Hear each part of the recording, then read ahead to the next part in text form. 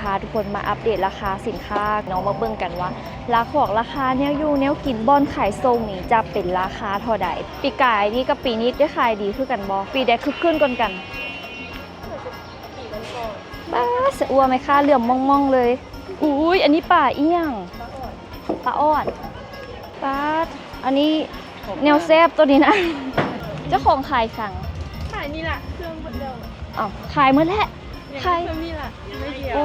มือหนึ่งนี่เขาขายได้ประมาณจักแตะมาคือแล้วเนี่ยขายส่งเงิน200แตะโอ้200แตะเลย เอาเงินมา300,000ตอนนี้เหลืออยู่62,000สบายดีทุกคนขอต้อนรับเข้าสู่ซองน้องพุทธสอนชาแนลและมื้อนี้น้องกระพาทุกคนมาที่ตลาดโอซี่เนาะนี่ก็เป็นตลาดใหญ่เป็นตลาดขายส่งคือกันเนาะในนครหลวงเวียงจันทน์ซึ่งเดี๋ยวมื้อนี้ก็จะพาทุกคนมาอัปเดตราคาสินค้าน้องมาเบิ่งกันว่าราคาแนวอยู่แนวกินบอนขายส่งนี่จะเป็นราคาเท่าใดเพราะว่าช่วงนี้ก็น้ำมันนี่ก็แพงเนาะเพราะว่าจะอยู่ได้กินจะแพงขึ้นน้ำบวกกับเทศกาลเนาะพี่น้องเนาะไปเดี๋ยวเข้าไปทางด้านในกันเลยดีกว่าไปเบิ่งว่ามื้อนี้สิได้หยังไปกินพร้อมแล้วก็ช่วงนี้อะไรถืออะไรแพงเนาะมาเริ่มที่บักกล้วยเลย50,000คืออันนึงตัวนี้ไปเข้าไปในตลาดนี้โดนเติบแล้วบ่ค่อยได้มาเนาะพี่น้องเนาะอันนี้นี่ก็จะอยู่ใกล้ๆกับทางที่ว่าจะไปทางด่วนจะไปวังเวียงเพื่อนเนาะเส้นนี้อันนี้จะเป็นตลาดโอซี่อันนี้พอค้าขายบักแตงอยู่นี่เพิ่นก็เปิดมือเด้อพี่น้องเด้อทั้งวันและทั้งคืนเลยป๊าดอันนี้เห็นไข่อีโพไข่อีเมมีทั้งไข่เป็ดไข่ไก่สบายดีไหมคะขายจังไหนเอ้ยไข่ไก่บาทโดยตัวนี้80ตัวนี้70ตัวนั้น60ตัวนั้น50เป็นอะไรลูกค้าไปมาซื้อขายน้ำเฮาปกติบ่ได้ยินว่าน้ำมันแพงขายธรรมดาก็มีคนมาซื้ออย่างปกติคือเก่าแม่นบ่นั่นแหละเลยช่วงไหนคนหลายตอนเช้าประมาณจักโมง5 โมง6 โมงอ๋อ4 โมงเก็บเงินคนได้ไหนตี 4 ตี 5เนาะ4-5 โมงเช้าทุกมื้อเปิดทุกมื้อเลยมาขายแต่จักโมงก่อนมาแต่จักโมง3 โมงครึ่งพอจักโมงวันนี้พัดได้11 โมง11 โมงกลางคืนว่า11 โมงสวยเมื่อพักผ่อนหน่อยจนสวยแบบนี้ก็มาอีกมาใหม่นึงมาใหม่แล้วน้องถามได้ว่ามื้อนึงนี่เขาขายได้ประมาณจักแตะนั่นคือแล้วเนี่ยขายส่งเงิน200แตะโอ้แบบ200แตะเลยขายส่งได้โดยส่วนใหญ่เป็นไข่เอียงขายดีไข่ลูกนี่แตะเท่าไหร่เอ้ย100,000กับ5,000เขาจะมากินเบอร์อย่างเบอร์2หรือเบอร์3ธรรมดาเบอร์2ใครดีเบอร์3มันจะอย่างไงเนี่ยเนาะโดยเดี๋ยวกลับมาเดี๋ยวมาเบิ่งไข่น้ำขอบใจเด้อใจเฮงมันมามันมีไข่นกกระทาพร้อมดีไข่เป็ดไข่ไก่ไข่ลูกวันนี้ก็เข้ามาที่โซนพักได้บันนี้เลยน้องสายกับเอื้อยไปใส่แล้วเนาะโบเห็นแล้วแวบอันนี้เพิ่นเฮ็ดไหมนี่บอกทางนั้นก็รู้สึกว่ามันสูงมันโล่งขึ้นเลยบ่ได้มาดนอันนี้เป็นหนังบักฮุงบักนาวไปดีโอ้ป้าบักเล่นนี่โลเท่าไหร่จ๊ะโล 15,000แม่ค้านี่ซื้ออย่างฮะเจนี่น้องมาขายทุกมื้อบ่งานพาเฮียกลับมาตลอดเป็นได้ขายดีบ่ช่วงนี้บ่ค่อยไปไหนเป็นอย่างว่าสั้นบางมื้อก็ได้ขายอากาศก็ร้อนเนาะบ้านเฮาเนาะ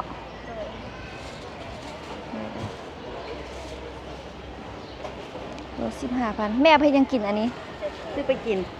ไปเฮ็ดเมนูใดคั่วไปยังนี่แหละ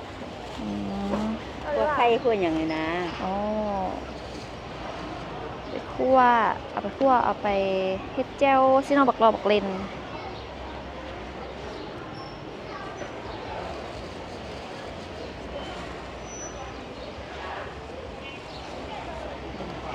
โดยโชคดีเด้อโชคดีปีใหม่น้องขายอยู่นี่เดือดแล้วอ่ะฮอตปีบ่โดยเป็นฮอตปีอยู่หวะปีกายนี่กับปีนี้ก่อนปีใหม่แล้วนี่ได้ขายดีคือกันบ่ปีแดกคึกขึ้นก่อนกันปีก่อนปีนี้บ่ค่อยคึกขึ้นปานใดว้ายใส่รถไฟฟ้าตัวนี้บ่งอน้ำมัน เดี๋ยวเขาอยากมาซื้อบักเลนซอยนอกนี่มาซื้อได้อยี่ใส่เนี่ยอยู่ตลาดเราเดี๋ยวเข้าใจเด้อจะเล่มตัดได้เลยจ้าเห็นแบบไปเสร็จแล้วนะพักนี้ขายจังไหนโลซาวโอ้อันนี้เขาต้องได้ซ่อมเติมอีกบอบออันนี้เดขายจังไหนอันนี้เดโอ้พักนอกจะแพงกว่าโดยเอาอันนี้ครึ่งโล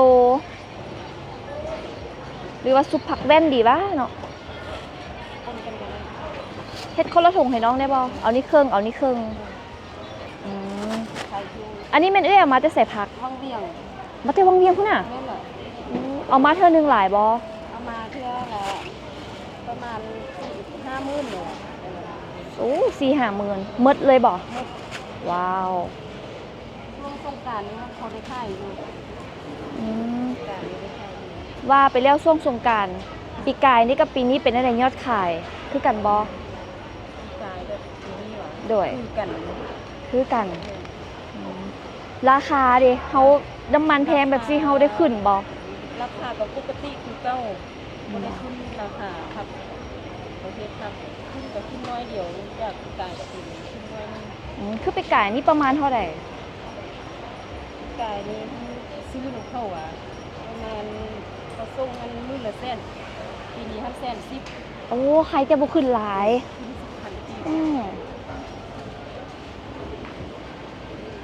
มันขึ้นเลยเนาะน้ำมันขึ้นระยะขึ้นเดี๋ยวนี้ก็น้ำมันเริ่มลงเนี่ยละเด้ซื้อผักไปสุกนะพี่น้องช่วงนี้เดี๋ยวขับใจตลาดนี้เพิ่นเฮ็ดใหม่ป่ะรู้สึกว่าเป็นแปลงตัวนี้ทันเฮ็ดใหม่ค่ะพอแล้วยังบ่ทันได้เดือนเด้อโอ้ตึกโตทางนี้เขาจะสร้างใหม่ประมาณนั้นต้นเดือน4นี่แหละตัวเลี้ยวน่ะเด้อขอบใจเด้อไปเดินต่อครับผม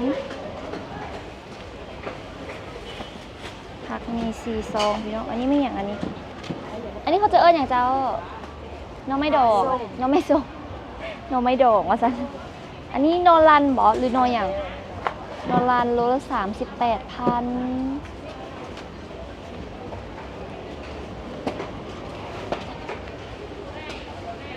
ปลาแม่ค้าปลาขายโลเท่าไหร่เนาะ45คือกันทุกรุ่นหวาตัวใหญ่45ตัวน้อย35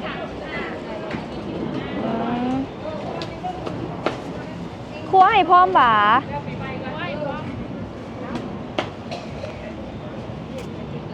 สวัสดี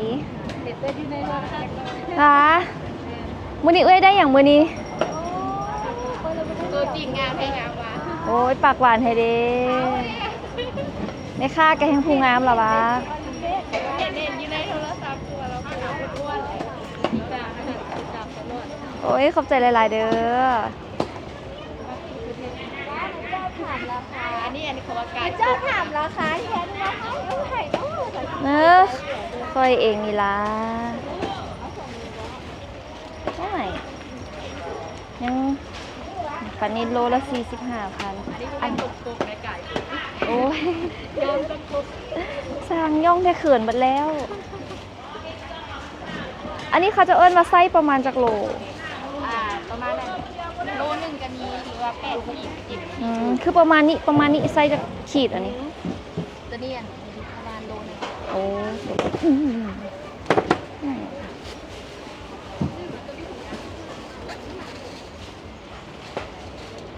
เดี๋ยวเขาจะมาสร้างเอาป่าไปได้กินเนาะเดี๋ยวถามเดี๋ยวเขาชิวขับใจ ตามช่องตลอด เท่าใด 40,000น้ำหอม โอ้ยขอบใจเด้อเขาเรียกป่าเหมือนกันเป็นโลคัน ป่า เว้ยเดี๋ยวขอบใจมื้อนึงไม่ค่าเอาป่ามาหลายปานไหนนี่ ประมาณ7-80 โลมือต่อมือเลยแม่นบ่ แม่น ว้าวสบายดี ช่องโตว่า85,000 เอาป่าก่อนเด้อไปเป็นได้ไหมคะอากาศบ้านเฮาร้อนแฮง ผักนี่เฮียวเบิร์ด พักแฮวมืดนั่นบ่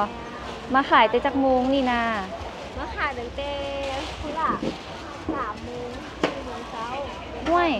7 โมง 8 โมงยังเหลือร้าน ว้าโทเราบ้านเจ้าของอยู่ใส่ อยู่สีเกิดแม่ กับโบไกด์เนาะปีนี้กับปีกายนี่แตกต่างกันบ่หรือคือกัน ก็ธรรมดาที่เป็นผิวรับประวัติเป็นล่างเลย อืม แล้วก็ขอได้ใช้เขาเป็นสีมาว่าเครื่องเข้าใหญ่และแข็งเนี่ยเพราะว่าน้ำมันแข็ง มันแพงนี่เครื่องพักมีเขาได้ขึ้นราคาบ่ ได้ขึ้นอยู่ตรงนี้นะ คือ ขึ้นไล่เติม มันบอก เริ่มขึ้นไปแล้ว อืม นี่นะ โดยช่วงนี้พักอย่างถือพักอย่างแพง คือเรียกว่า4 4กันเลยขึ้นไปตามๆกันนะ เป็นพักเอียงที่แบบถือช่วงนี้ แล้วที่มีภาคบ้านเฮาเลยภาคก้าโฟมภาคอะไรอย่างเงี้ย เป็นพวก แบบ กัดซ สา อ วพันสาว5,000อะไรอย่างเงี้ย อืม แต่ก็ขึ้นไล่แบบนี้เพียง ขึ้นเล็กๆน้อยๆเนาะ ขึ้นเล็กๆน้อยๆที่5,000 โดยนี่ ไปได้มาก็มาแวะซื้อน้ำเลยเด้อ โดยมาแวะซื้อนำเลยเด้อเพิ่นขายหมดมือเลยเด้อ ขายปลาเด้อตอนหน้าเซนขายปลา อุ้ยอันนี้ป่าเอี้ยง อันนี้เขาจะเอิ้นป่าอย่างเจ้าปลาออดปลาออดขายจังไหนปลาออดปลาออดโล25โอ้ยยูนิปลานินกับประมาณ35-45เนาะไซส์น้อยไซส์ใหญ่นี่เต็มเลย จับขึ้นทะเลใหญ่ดีเลยเด้อ อุ้ยบุกล้าจับย่ามันปากว้าว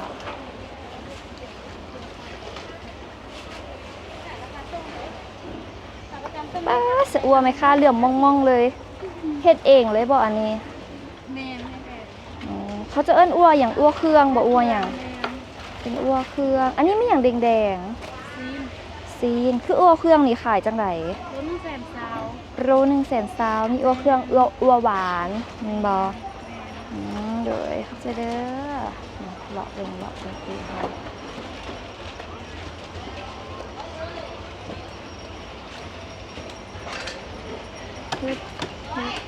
คือประเภทป่าประเภทไก่โดยเอื้อยกับน้องหายไปเสร็จแล้วบุตอนนี้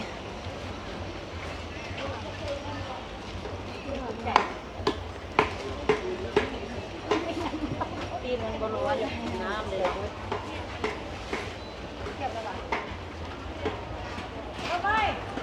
เมื่อวานมีแต่ส่งว่าบ่ได้ขายย่อยวะ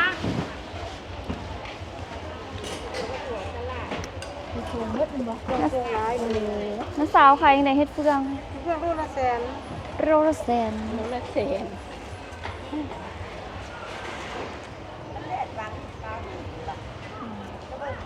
เอาบ่ฮอดโลก็ได้บ่ เอาก็ได้ก็ได้ช่องสังกีดก็ได้ 2,000 กีบก็ได้ ช่องสังกีดก็ได้ 2-3 ขีดก็ได้ขอถุงแด้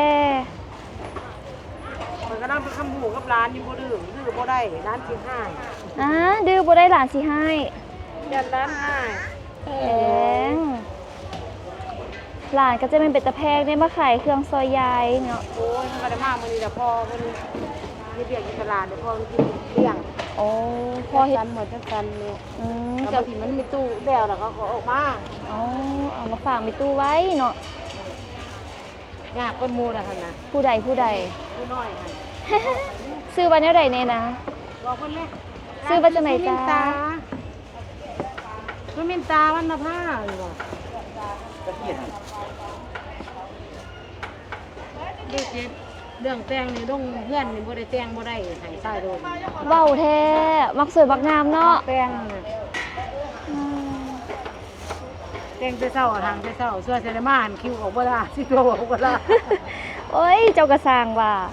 นี่เดี๋ยวก็มึงนั่นน่ะเออน่ะเออน่ะเอ้ยเออ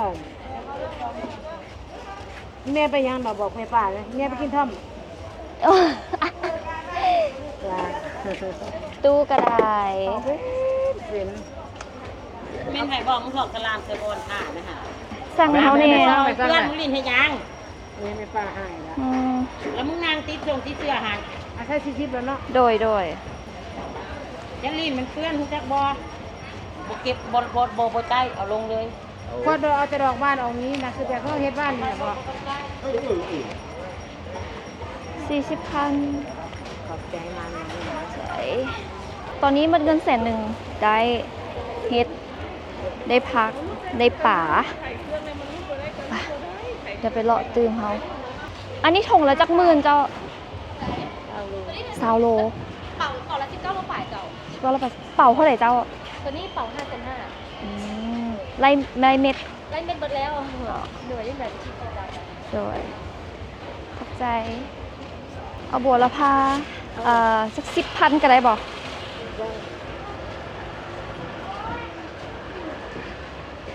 ไปพ่อเอาบ่มีเป็ดมันเหรอ ผักกำงามเลยใส่ตอนนี้ได้ของลายแล้ว อันนี้ก็เป็นโซนของแห้งนะหัวพกบัว กระเทียม เส้นโอ้โหบอกเผ็ดไม้ชูพี่น้อง เป็นเป่าเลย วันนี้เขาใส่อีกเนาะวันนี้เขาสิเอาขิง เอาบักเล่น เอาไข่แล้วก็กักไปเลยว้าว ของหากระลง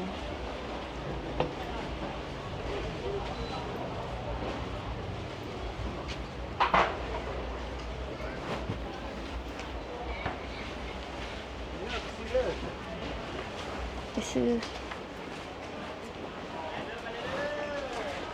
ป๊าดอันนี้แนวแซบตัวนี้นะ แซ่บเด้ แนวแซบได้นี่นะ ถือว่าแซ่บโลดเลย ใจใบเท่าไหรเจ้า อันนี้ ใบละ6 ล้าน ตัว6 ล้านนี่ละแม่น80,000ตัวอัน เขาบอกว่าเจ้าบุญ 2 ล้านนี่ละแม่น แล้วเมาเด้อ 7,000 อืม เจ้าว่าจะได้เก้าหนึ่งก็ได้มาเลย เห็นตัวจริงมันงาม โอ้ยขอบใจเด้อแนวแซบตัวนี้นะเลขยังดีเนาะขอบใจเด้อ โอเค กลับมาซื้อบักเลนก่อนเด้อเลือกเอ้ยในดูหันโลนึงบักเลนเด้อเลนไง ตายไปเช้าได้งามสิเอา2 โล เป็นอะไรได้อย่างในละเมื่อเท่าไหร่ โอ้เมื่อไหร่เติบ เท่าไหร่ 100,000 100,000แล้ว เสียนหนึ่ง หุยรอดอ่ะคือออกกำลังกายมาเพื่อสิ่งนี้ ขอบใจรู้สึกว่าจับง่ายขึ้นมันโบหัดขอมือมันโบเจ็บมืออันอยากได้ขีกนะไอ้น่ะเนาะ ขิงบักอะไร 10,000ว่ะ ตัวละ10,000 ซื้อห้านได้ดี นี่ทางเธอหันกะมี ตัวนี้มันจะเผ็ดก่อนว่ะ แม่นมันจะเป็นขิงร้าน เขาเจ้านิยมเอาไปเฮ็ดอย่างอันนี้ ส่วนหลายกับส่วนหลายมันพวกผู้เฒ่าก็จะมากินเพราะว่ามันเป็นรสชาติเผ็ดกว่าประเภทนี้ ก็ต้องหาใส่บักเผ็ดเนาะ มันหอม เดี๋ยวพี่น้อง หอมกว่าตัวนี้ ขิงคือกันแต่ว่าราคาบ่คือกันเนาะ อันนี้โล70 แม่น โลหนึ่งกับประมาณ100 บาท อันนี้โลละ10,000กับประมาณ10ปลายบาท และอันนี้15,000ห่วยโตนกันได้นี่10 15 70เอาน้อยหนึงก็ได้บ่ ได้ อ่ะอันนี้กับอันนี้มันต่างกันจังเลย ตัวนี้มันจะเป็นขิงแก่ขิงกลาง ข โอ้ ตัวนี้มันสิแก่แล้วตัวนี้ยังบ่ทันแก่ เอาไปซุปผักนี่ใส่ขิงแบบไหน สุภาพส่วนแรกเขาจะใช้ตัวนี้มันแซ่บกว่าเพราะมันหอม อืม แต่คันผู้ใดบ่มักเผ็ดก็เอาขิงแก่ไปก็ได้ บอกเลยเอาขิงแก่ก็ได้ขิงแก่ขิงก็ราคาก็แรงขิงก็แพงสั่งให้เอง อันนี้3ขีด6,000 แสนที่2หมดไปแล้ว ใช่เบิร์ดยังเหลือหลาย ขอบใจ ไปดอกไม้บอก 19,000มื้อนี้เขามากัน3เอ้ยน้อง เตรียมสต็อกตู้เย็นไผมัน 3 หน่วย อาทิตย์หนึงปรมีมาตลาดจักเทื่อ ประมาณ10 มื้อเทื่อหนึง สู้แต่ละเทื่อหมดหลายปานใด ประมาณ2-3 แสนกีบนี่แหละก็กินได้ประมาณ10 มื้อ อื กุ้มอยู่ใครก่อนไปตลาดใกล้ แม่นอยู่ว่ามันใกล้แต่ว่าราคามันจะคูณ อืม 2ก็เลยเสียเวลาน้ำมันออกมาซื้อจังซี่ดีก่อน ผลไม้ ก็จะเป็นบักเกี้ยง บักแตง บักนาดเป็นส่วนใหญ่อยู่นี่ ยังบ่เห็นทุเรียนเธอเนาะบักนาดขายนะเด้เจ้า มีราคาใด ตัวนี้32ตัวนี้15ตัวนี้20 25 10,000หวานอยู่บอกหน่อย 10,000 วามเลย เลือกให้แหน่ดูหั่นจัก2หน่วย หน่วยหนึงซะหน่วย 10,000 ซื้อไปซิมเบิ่งหรือว่าจะปอกให้น้ำก็ได้วะ บอกผมมีเวลาบอก บ่มีเวลาปอกเนาะ อันนี้เฮาเอามาแต่ใส่ มาจะใส่สมบูรณ์ ไซส์สมบูรณ์ทรงทุกมือเลยว่ะ จะมีทุกมือเลย มีทุกมือเนาะอ่ะ10,000ขอบใจ เลือกจังไหนเนาะบักแตงนี่ หน่วยอ่อน เลือกได้ไหมคะ เนื้อนิ่มๆแล้วพร้อมกิน เนื้อนิ่มๆมันบอกมูมันซ้ำว่ะ โอ้มันบ่ได้ซ้ แซ่บใด เป็นอะไรไหมคะช่วงนี้ขายดีบอน้ำมันขึ้นราคากับเศรษฐกิจแบบนี้เป็นอะไรผลผลิตเราได้เพิ่มราคาน้ำบอหรือว่ายังขายรา ำ คาเก่า เพิ่มอยู่ได้ด้วย อืม เพิ่มอยู่ใน แต่ นึง เดือนแล้วนี่ประมาณเท่าไหร่ เดี๋ยวแล้วก็เท่าไหร่วะกาเข้ากันนี่แหละแต่ว่าก็ขึ้นอยู่ในนึง ขึ้นน้อยหนึงเนาะค่าขนส่งเห็นใจกันไหม หลายก็ขายบ่ได้ แม่เห็นใจกันเนอกผู้ซื้อผู้ขายเนาะ 3 โลว่ะ3 โล4 โลบ่ เอาซีโร่เลยบอกเพิ่นว่า โดยเอาขึ้นให้ก็ได้เลือกตัวมันบนบสุกไหลเขาเด้ ฉันบ่ซื้อหลายเนาะ โดยเพราะแบบมื้ออื่นกิน โอเคเลย คนมารอตลาดนี้ส่วนหลายเป็นนั่นกลุ่มคนแบบใดนะ ส่วนใหญ่ก็คันยามมื้อเจอจะก็ซื้อไปกินแหละ แล้วช่วงมื้อเช้าเด้ แม่ค้า แม่ค้าขับไปขายต่อโอ้ห่างห้านเอียงสินำนั้นเนาะเข้าใจเด้อเฮงๆมันมาโล13,000มื้อนี้ก็หมดเงินไปแล้วแสนปลายเนาะได้ทั้งของข้าวของหวานแล้วก็ของติดเงินพร้อมก็ถือว่า ราคากะนะหักเนาะเพราะว่าอันนี้ก็เป็นบ่อนขายส่งแหละทุกคนเนาะคันหากว่าซื้อเป็นจำนวนหลายซื้อเป็นหมื่นอย่างแบบสิเนาะก็ไม่สิถูกไปอีกแต่ว่าเพิ่นขายย่อยเพิ่นก็ขายราคานะหักเดินๆเฮาได้ไกลมาทางนี้ก็เลยว่ามาแวะเนาะแล้วก็เอื้อยก็พามาแน่น้องซ้ายแหละเพิ่นเป็นเจ้าถิ่นเพิ่นอยู่แถวนี้เพิ่นมาดุสบายดีซื้อว่าจังไดจ๊ะซื้อปานีโอ้ยสาวปานีนุ่งห่มแทบบ่ฮ้อนว่ะ โอ้หาลูกบ้านมา บ้านอยู่ไส ของแต่ง หนองแตงกับบ่ไก่เนาะเจ้าของขายสั่ง ขายนี่ล่ะเครื่องบดเดียว อ้าวขายหมดแล้วขาย เครื่องนี่ล่ะไม่เดียว โอ้ อันนี้บักเกี้ยงสิบกับอ๋อบักเกี้ยงมาแต่ใส่ รวมน้ำทา หลวงน้ำทาเมื่อแล้วก็กลับบ้านแมันบ่บ้านอยู่ใส่ เมืองสังทอง แล้วจักโมงปิดห้านนี่ เครื่องบดกับ ขายซ้ำมื้อนี้หวะโดยมื้อไวๆเด้อเฮงๆมันๆเด้อขอบใจโชคดีปีใหม่ทุกคน โอ้เลือกได้เลยเนาะบักนี่เนาะเอื้อย ผู้เล่เขาจะว่าหน่วยกินไล่มันจะ ป้า แซ่บ พุ่นน่ะเพิ่นไตขึ้นไปเลือกเองพุ่นได้คือขนาดเว้ยไม่ย่องไม่เฮือนนี่นะ ดีได้ ยิกเบิงตัวไหนน้ำมันออกแล้วก็คือมันเพิ่น แต่ ว่า ว่าหน่วยใหญ่ๆแล้วก็กระตุกกระติแล้วจะมัน โลเท่าใดเจ้า มันอยู่บนเดี๋ยวนี้ โล 7,000 10,000เท่าใด10,000ละ60 ประมาณนั้นมันนี่ดิ ห่วย เห็นบ่ โอ้ไอ้ตบเอาว่ะ เราฟังเสียง เขาฟังเสียงแบบใด แน่นๆเลย แน่น แน่น กินแล้วตบแน่น ๆใส่น่ะลองตบมึงดูอุ้ย โอ้แน่นได้หันแน่น บ่ฟังเบิ่งบ่แน่นก็ นี่เทคนิคของเพิ่นคือตบบ่ท่ายิกตบฟังเสียงเอา อีกได้อีกหน่วยนึง2หน่วยเอา ตอนนี้ก็ช้อปปิ้งเรียบร้อยแล้วเนาะหมดประมาณ 200,000 กับ40,000 เพราะว่าไปได้บักโง่มาหน่วยหนึง50,000 ตัวนี้หน่วยหนึงก็ประมาณ70 บาท ไม่หยังอันนั้นโจฮะสู่บักหมูไอ้บอกหมูไอ้นี่ประมาณ20โลพุ่นตัวนี้ไปเดี๋ยวเฮากลับไปรถกัน ตอนนี้คนก็มาจับจ่ายซื้อเครื่องกระหลายอยู่เด้เนาะเดี๋ยวมื้อนี้ก็สิได้ขอตัวไปก่อนแล้วเด้อพี่น้องเด้อเดี๋ยวมาเบิ่งก่อนว่าหลังรถเฮามีหลายปานใดอึบโอ้ sorry อึบโง่โอ้ยหนักมากโจสินางฟากเลย ฟังนะ ป้าอยู่หลังรถก็มีป่ะหรือว่ามีแต่อยู่ในรถ อยู่ในรถ เคลียร์เอาป้าโทขอกินได้บ่คือซื้อหน่วยซุก ชื่อแพะไก่ อ๋อเครือเท่าไหร่ 30,000 กีบ 30,000 กี่ขอกินแน่งาดไก่กินค่ะ3เอ้ยน้องช้อปปิ้งคักปะยัง 2หน่วย ยังมาหมอย2หน่วยบ่ว่าอีหยังสิเกิดขึ้นก็ตามแต่ขอขึ้นรถก่อนโอ้